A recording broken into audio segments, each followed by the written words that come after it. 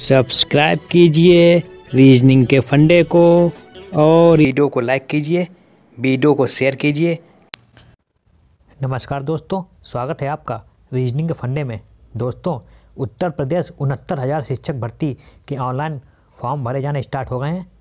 तो जिन जिन लोगों को यह फॉर्म अप्लाई करना वो लोग अपना फॉर्म अप्लाई कर सकते हैं। इस फॉर्म को पूरा कैसे अप्लाई करना है, पूरा प्रोसेस इस वीडियो में देखेंगे। तो आप इस वीडियो को लाइक कर दीजिए तथा वीडियो को शेयर जरूर कीजिए। तो चलिए अब देखते हैं कि इस फॉर्म को ऑनलाइन कैसे फिल किया जाए।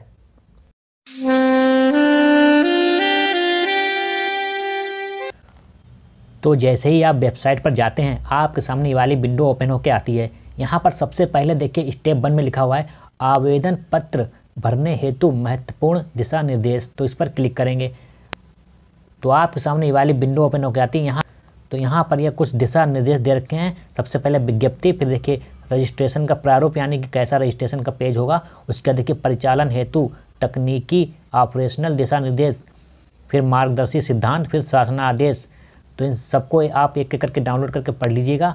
उसके बाद ही आप फॉर्म अप्लाई कीजिएगा। इनको पढ़ने के बाद आप देखिए यहाँ पर लिखा हुआ होम, तो इस होम पर क्लिक करेंगे। तो जैसे ही आप होम पर क्लिक करते हैं, आप दोबारा इस वाली विंडो पर आ जाते हैं। आप देखिए रजिस्ट्रेशन करने के लिए आप देखिए स्टेप 2 के ऑप्शन में जाएंगे। यहाँ पर देखिए लिखा हुआ है आवेदन पत्र के लिए ऑनलाइन रजिस्ट्रेशन करें। तो इस पर क्लिक करेंगे। तो जैसे ही आप इस पर क्लिक करते हैं, एक रजिस्ट्रेशन फॉर्म खुलकर आ जाता है। यहाँ पर देखिए ऊपर लिखा हुआ भी है सहायक अध्यापक भर्ती परीक्षा 2019 हेतु ऑनलाइन आवेदन प्रणाली रजिस्ट्रेशन पत्र। उसके नीचे देखिए कुछ दिशा निर्देश लिखे हैं कि आवेदक ऑनलाइन आवेदन को ध्यानपूर्वक भरे। सेव होने के उपरांत कोई भी प्रविष्टि नियत अवधि के अतिरिक्त किसी समय परिवर्तित नहीं होगी। यानी कि आपको इस फॉर्म में कोई भी गलती नहीं करनी है और पूरे फॉर्म को आपको बिल्कुल अंग्रेजी भाषा में सही भरना है। और आपको सिर्फ कैपिटल लेटर में ही फॉर्म को अप्लाई करना है, आपको स्मॉल लेटर का प्रयोग नहीं करना है। तो चलिए फॉर्म को देख लेते हैं। सबसे पहले पूछ रहा है आवेदित जनपद का नाम। तो यहाँ से आप अपने जिस जनपद से फॉर्म को अप्लाई करना चाहते हैं, यहाँ से उस जनपद का चयन कर लेंगे। जनपद का चयन करने के बाद देखिए पूछ रहा है अभ्यर्थी या अभ्यर्थिनी का नाम। पूरा फॉर्म दोस्तों यूपीटीईटी की तरह ही है। फॉर्म बिल्कुल सिंपल है, लेकिन फिर भी यूपीटीईटी में बहुत से लोगों ने गलतियाँ की थी। तो आप लोग बिल्कुल गलती मत कीजिएगा और पूरे फॉर्म को बिल्कुल सही भरिएगा। उसके बाद यहाँ पर अपना पूरा नाम डाल देंगे ना दोस्तों। अपना पूरा नाम आपको हाई स्कूल के प्रमाण पत्र के अनुसार ही डालना है। फिर देखिए पूछ रहा है माता का नाम। उसके बाद अपनी माता जी का नाम डाल देंगे। यहाँ पर दोस्तों ध्यान रखिएगा कि आपको यहाँ पर देखकर ही फॉर्म को फिल करना है। कुछ लोग जल्दबाजी में यहाँ पर माता की नाम की जगह पिता का नाम भी डाल देते हैं, जो कि यूपीटीईटी के फॉर्म में बहुत से लोगों ने गलतियाँ की थी। तो आप इस प्रकार की कोई भी गलती मत कीजिएगा और आप बिल्कुल ध्यान से एक एक स्टेप पढ़ के कि कहाँ पे क्या पूछा गया, उसी हिसाब से आप यहाँ पर फिल कीजिएगा। तो माता का नाम डालने के बाद देखिए पूछ रहा है पिता का नाम। तो यहाँ पर आपको अपना पिता का नाम डाल देना है।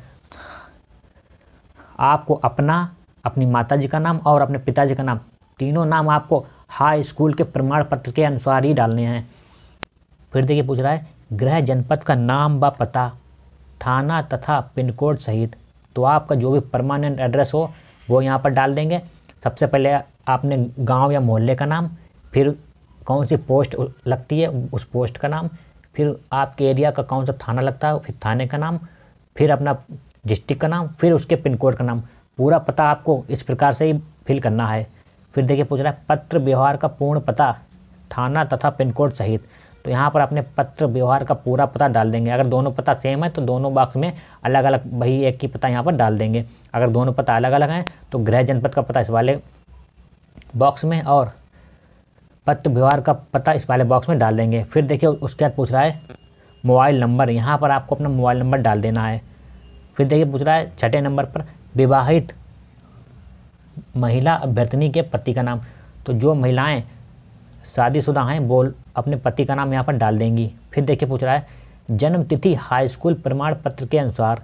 तो यहाँ पर आपको अपनी डेट ऑफ बर्थ डाल देनी जो कि आपके हाई स्कूल के प्रमाण पत्र में दी हुई है। फिर देखिए पूछ रहा है आप मेल या फीमेल हैं, आप यहाँ पर अपना जेंडर को सिलेक्ट कर लेंगे।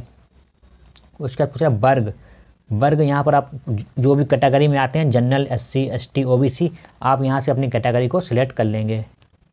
फिर पूछा विकलांग हैं, अगर इस श्रेणी में आते हैं तो इसको टिक कर देंगे, वरना इसको ऐसे ही छोड़ देंगे। फिर पूछा विशेष आरक्षण, यहाँ पर अगर आप फ्रीडम फाइटर हैं या एक्स आर्मी सर्विसमैन है तो यहाँ से सिलेक्ट कर लेंगे। अगर इस दायरे में नहीं आते हैं तो आप इसको ऐसे ही छोड़ देंगे। फिर पूछ रहा है विषय वर्ग, तो आप साइंस साइड से हैं या आर्ट साइड से हैं, आपने ग्रेजुएशन जिस भी स्ट्रीम से किया हो आप यहाँ पर साइंस साइड या आर्ट साइड अपने हिसाब से फिल कर देंगे। फिर पूछ रहा है प्राप्त की गई प्रशिक्षण योग्यता, यहाँ से आप अपनी प्रशिक्षण योग्यता जो भी आपने बीएड बीटीसी किया हो यहाँ से सिलेक्ट कर लेंगे। योग्यता को सिलेक्ट करने के बाद पूछ रहा है प्राथमिक स्तर की शिक्षक पात्रता परीक्षा उत्तीर्ण होने वाले बोर्ड का नाम, तो यहाँ से प्राइमरी यूपीटीटी या प्राइमरी सीटीईटी, तो आपके पास जो भी सर्टिफिकेट हो वो यहाँ से सिलेक्ट कर लेंगे। जैसे कि अगर आपने इस बार यूपीटीटी प्राइमरी का दिया है और आप पास हैं तो यहाँ से प्राइमरी यूपीटीटी सिलेक्ट करेंगे। अगर आपके पास सीटेट का भी प्राइमरी का सर्टिफिकेट पास रखा हुआ है तो इसको आप यहाँ से सीटेट भी सिलेक्ट कर सकते हैं। उसके बाद अपनी एजुकेशनल डिटेल यहाँ पर डाल देंगे। सबसे पहले पूछ रहा हाई स्कूल, बोर्ड एवं कॉलेज या विश्वविद्यालय का पूरा नाम, तो यहाँ पर देखिए हाई स्कूल का आप सबसे पहले आपको बोर्ड डालना है, फिर आपकी मार्कशीट पर आपके स्कूल का नाम भी दिया होगा। दोस्तों यहाँ पर कॉमा वगैरह आपको कुछ नहीं लगाना, आपको सिर्फ स्पेस देकर ही सब कुछ डालना है। सबसे पहले बोर्ड का नाम अगर आपने यूपी बोर्ड से किया तो यहाँ पर यूपी बोर्ड डाल देंगे, फिर स्पेस देकर आपने किस स्कूल से या कॉलेज से हाई स्कूल पास किया है उस स्कूल या कॉलेज का नाम डाल देंगे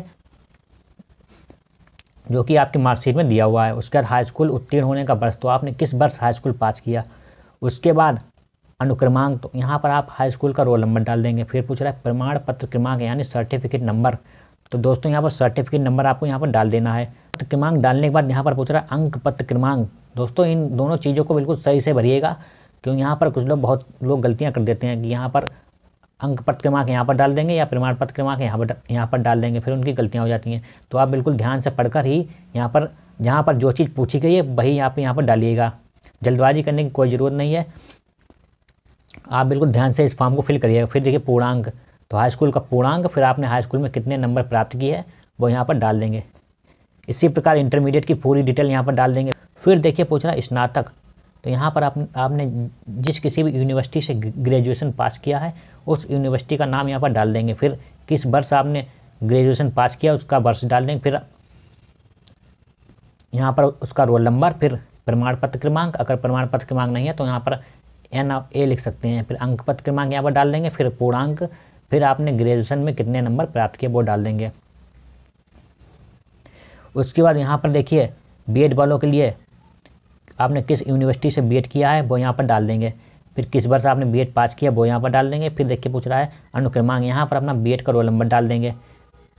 फिर देखिए प्रमाण पत्र क्रमांक, तो यहाँ पर आपने बीएड की डिग्री का क्रमांक डाल देंगे। अगर डिग्री अभी नहीं है तो यहाँ पर NA लिख सकते हैं। उसके बाद अंक पत्र क्रमांक, फिर देखिए यहाँ पर पूछा है पूर्णांक T और T, तो यहाँ पर T का मतलब थ्योरी, तो आपके थ्योरी का पूर्णांक कितना था और आपने थ्योरी में कितने नंबर प्राप्त किए यहाँ पर डाल देंगे। उसी प्रकार देखिए P, तो आपका प्रैक्टिकल कितने नंबर का था और आपने प्रैक्टिकल में कितने नंबर प्राप्त किए यहाँ पर वो नंबर डाल देंगे। अगर मैं BTC या डीलेड वालों की बात करूँ तो अगर यहाँ से BTC या डीलेड सिलेक्ट करते हैं, फिर देखिए यहाँ पर उसी प्रकार से आप डीलेड या BTC की भी डिटेल यहाँ पर डाल सकते हैं। दोनों डिटेल बिल्कुल सेम है, थ्योरी और प्रैक्टिकल मिला के सारी डिटेल यहाँ पर डाल देंगे। उसके बाद देखिए पूछा शिक्षक पात्रता परीक्षा प्राथमिक स्तर की UPTT उत्तीर्ण होने का विवरण, उत्तीर्ण होने का वर्ष, तो आपने किस वर्ष UPTT प्राइमरी या CTT प्राइमरी पास किया है। फिर अपने UPTT का रोल नंबर यहाँ पर डाल देंगे। रोल नंबर डालने के बाद प्रमाण पत्र क्रमांक कभी मिलानी है तो उसको NA लिख देंगे, अंक पत्र क्रमांक में भी NA लिख देंगे। फिर पूर्णांक आप अपना देख लेंगे कि UPTT में पूर्णांक 150 का था तो यहाँ पर 150 डाल देंगे। फिर कितने नंबर आपने यहाँ पर प्राप्त किए वो नंबर यहाँ पर डाल देंगे। देखिए यहाँ पर दे भी रखा है कि यदि आवेदक के पास अंक पत्र क्रमांक या प्रमाण पत्र क्रमांक नहीं है तो आवेदक ऑनलाइन आवेदन पत्र में अंक पत्र या प्रमाण पत्र क्रमांक के स्थान पर NA भरे। तो T का मतलब यहाँ पर थ्योरी और P का मतलब प्रैक्टिकल, जैसा कि मैंने आपको पहले बताया था। फिर फोटो पहचान पत्र का प्रकार, यहाँ पर देखिए वही जैसा कि UPTT में 4 ऑप्शन थे, यहाँ पर भी 4 ऑप्शन हैं। आधार कार्ड को इसमें शामिल नहीं किया गया है। तो आपके पास जो भी इन चारों में से जो भी आपके पास आईडी हो वो यहाँ से सिलेक्ट कर लेंगे। फिर यहाँ पर आपको फ़ोटो पहचान पत्र संख्या, तो आपको यहाँ पर अपनी आईडी का नंबर डाल देना है। फिर कह रहा है अपनी फ़ोटो अपलोड करें, तो यहाँ पर अपने फ़ोटो को सिलेक्ट कर लेंगे। फ़ोटो दोस्तों 20 KB से अधिक नहीं होना चाहिए और फ़ोटो का फॉर्मेट JPG ही होना चाहिए। फिर देखिए यहाँ पर यह कुछ लिखा हुआ है, इसको पढ़ लेंगे कि मैं शपथपूर्वक करता हूँ या करती हूँ कि ऑनलाइन आवेदन में भरी गई समस्त प्रविष्टियाँ मेरे मूल अभिलेखों पर आधारित हैं तथा मेरे संज्ञान में सही एवं सत्य हैं। निर्धारित तिथि तक नियत शुल्क जमा करने पर ही मेरा ऑनलाइन आवेदन सहायक अध्यापक भर्ती परीक्षा 2019 हेतु विचारणीय होगा। मुझे विज्ञापन की दी गई समस्त शर्तें मान्य हैं। तो इसको आप पढ़ लेंगे। इसको पढ़ने के बाद देखिए लिखा है यहाँ टिक करें, तो यहाँ पर टिक कर देंगे। यहाँ पर टिक करने के बाद पूरा फॉर्म आप एक बार चेक कर लेंगे कहीं पर गलती तो नहीं हो गई है। अगर कुछ गलती हो तो उसको यहाँ पर पहले ही सही कर लेंगे। पूरा फॉर्म चेक करने के बाद देखिए क्या करेंगे, आप इस कैप्चा कोड को यहाँ से रिफ्रेश जरूर करेंगे। अगर आप इसको रिफ्रेश नहीं करते हैं और इसी को यहाँ पर डाल देते हैं और फिर प्रोसीड पर क्लिक करते हैं तो आपका पूरा फॉर्म फिल किया और चला जाएगा और आपका एरर पेज आपके सामने आ जाएगा। तो फॉर्म को सबमिट करने से पहले आपको इसको यहाँ से रिफ्रेश जरूर करना है। इसको रिफ्रेश करने के बाद जो भी नया कैप्चा कोड आए उसको यहाँ पर डाल देंगे। फॉर्म सबमिट करने से पहले आपको कैप्चा कोड को रिफ्रेश जरूर करना है। अगर आप रिफ्रेश नहीं करेंगे तो आपका एरर आ जाएगा और आप रजिस्ट्रेशन नहीं कर पाएंगे। तो कैप्चा कोड को रिफ्रेश कर लेंगे और नया कैप्चा कोड आने पर यहाँ पर डाल देंगे, फिर प्रोसीड पर क्लिक करेंगे। तो जैसे ही आप प्रोसीड पर क्लिक करते हैं आपके मोबाइल नंबर पर एक OTP जाता है। उस OTP को आप इस वाले बॉक्स में डाल देंगे, फिर वैलिडेट OTP पर क्लिक करेंगे। तो जैसे ही आप वैलिडेट OTP पर क्लिक करेंगे आपका रजिस्ट्रेशन कंप्लीट हो जाएगा। रजिस्ट्रेशन कंप्लीट होने के बाद आप इसका प्रिंट आउट लेकर अपने पास रख लेंगे। रजिस्ट्रेशन का प्रिंट आउट लेने के बाद आप दोबारा इस वाली विंडो पर जाएंगे। यहाँ पर जाने के बाद देखिए यहाँ पर लिखा हुआ है स्टेप 3 आवेदन शुल्क जमा करें, तो इस पर क्लिक करेंगे। तो जैसे ही इस पर क्लिक करते हैं एक नई विंडो खुलकर आती है। यहाँ पर अपना रजिस्ट्रेशन नंबर, फिर अपनी डेट ऑफ बर्थ, फिर ये वाला कैप्चा कोड इस वाले बॉक्स में डाल देंगे, फिर प्रोसीड टू सबमिट फी पर क्लिक करेंगे। तो जैसे ही इस पर क्लिक करते हैं आप इस वाली विंडो पर पहुँच जाते हैं।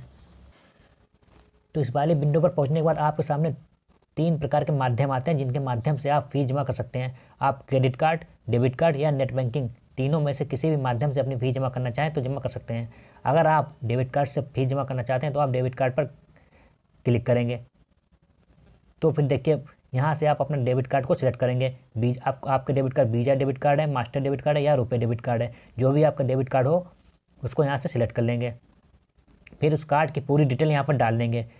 कार्ड की पूरी डिटेल डालने के बाद देखिए मेक पेमेंट, तो मेक पेमेंट पर क्लिक करेंगे। तो जैसे ही आप मेक पेमेंट पर क्लिक करते हैं आपकी फ़ीस सक्सेसफुली सबमिट हो जाती है और आपको एक बैंक से ट्रांजेक्शन ID प्राप्त हो जाती है। उस ट्रांजेक्शन ID को आप नोट कर लेंगे। फिर देखिए ट्रांजेक्शन ID को नोट करने के बाद आप दोबारा इस वाली विंडो पर जाएंगे।